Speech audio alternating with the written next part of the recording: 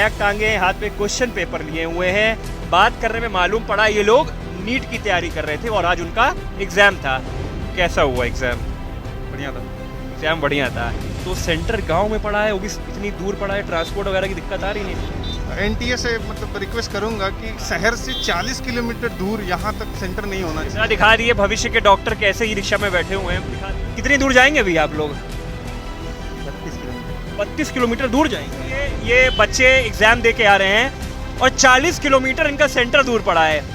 आप सभी को शुभकामनाएं। नमस्कार, स्वागत है आपका। मैं हूं माज। अभी 2 दिन पहले ही मैंने एक नीट परीक्षा से जुड़ी हुई वीडियो डाली थी, जिससे मैंने इम्तिहान देकर निकले बच्चों से वार्तालाप की थी और नीट के बारे में शून्य से समझने का काम किया था। बच्चों से बात करने के बाद 1-2 दिन मैं चिंता में रहा। तभी नीट परीक्षा के एक अभ्यर्थी का मेरे पास ईमेल आया और उसने मुझसे नीट परीक्षा से जुड़ी हुई कुछ बातें करी। उसके ईमेल में जो बोल्ड या कह लें बड़े शब्दों में लिखा था वो था, भैया नीट परीक्षा हम जैसे गरीब बच्चों के डॉक्टर बनने के सपने की हत्या कर रही है। मैं ये पढ़कर स्तब्ध हो गया था। मैंने काफ़ी आत्मचिंतन किया, अपने प्रधान संपादक यानी जितेंद्र जी से बात करी, क्योंकि मैं इस मुद्दे को लेकर काफ़ी व्याकुल था। काफ़ी गहन चिंतन करने के बाद हम लोगों का आंकलन एक नतीजे पर पहुंचा और वो आंकलन उस बच्चे की चिंता को कहीं ना कहीं जायज़ ठहरा रहा था। दरअसल एनटीए नेशनल टेस्टिंग एजेंसी देश भर के सरकारी और निजी मेडिकल कॉलेज में प्रवेश दिलाने के लिए राष्ट्रीय पात्रता सह प्रवेश परीक्षा, इंग्लिश में कहें तो नेशनल एंट्रेंस कम एलिजिबिलिटी टेस्ट यानी नीट का आयोजन करवाती है।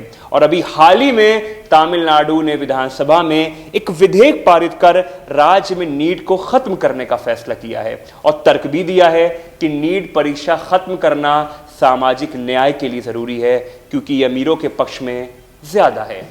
आखिर क्यों छिड़ा है इतना विवाद और आखिर क्यों है बच्चे परेशान? अभी हाल ही में तमिलनाडु के सेलम के मैटूर निवासी 19 वर्ष के छात्र एम धनुष ने नीट में खराब प्रदर्शन के डर से आत्महत्या कर ली। धनुष ने 2019 में 12वीं की परीक्षा उत्तीर्ण की थी और इसी साल तीसरी बार वो नीट की परीक्षा देने जा रहा था। धनुष की मौत के बाद से देश भर में नीट की प्रणाली के ऊपर मुखर होकर आवाज उठने लगी। तभी तमिलनाडु सरकार ने नीट को खत्म करने के लिए विधानसभा में एक प्रस्ताव पेश कर दिया। सरकार ने नीट को खत्म करने के पीछे कई तर्क दिए हैं। सरकार ने कहा, सामाजिक न्याय सुनिश्चित करने के लिए इंटरमीडिएट परीक्षा के अंकों के आधार पर मेडिकल कॉलेजों में प्रवेश दिया जाएगा।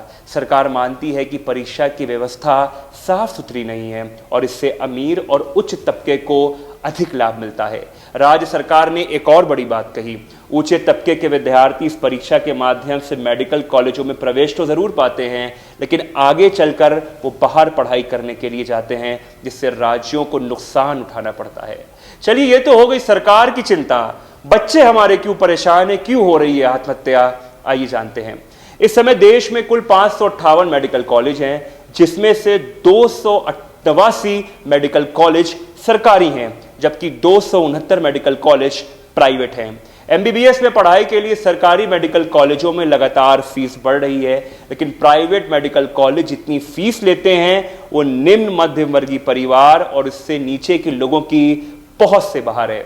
और इस ऊंची फीस के कारण नीचे तबके का परिवार वहां पर एडमिशन नहीं पा पाता है। अगर निजी मेडिकल कॉलेज में प्रवेश पाने वाले विद्यार्थियों की गुणवत्ता देखें तो TOI यानी टाइम्स ऑफ इंडिया के विश्लेषण के मुताबिक 2018 में सरकारी मेडिकल कॉलेजों में 720 में से 448 अंक तक पाने वाले अभ्यर्थियों का दाखिला हुआ है, जबकि प्राइवेट नियंत्रण वाले मेडिकल कॉलेज में महज 306 अंक पाने वाले अभ्यर्थी को भी प्रवेश मिल गया है। इन सभी के बीच जो रोचक बात है वो ये है कि सरकारी कॉलेजों में अनुसूचित जाति के उन्हीं अभ्यर्थियों को प्रवेश मिल सका था जिन्होंने 398 अंकों से ज्यादा अंक हासिल किए हैं। यानी अगर आपके पास पैसे हैं तो अनुसूचित जाति के अभ्यर्थी से कम नंबर पाकर भी आप निजी कॉलेज से डॉक्टर बन सकते हैं।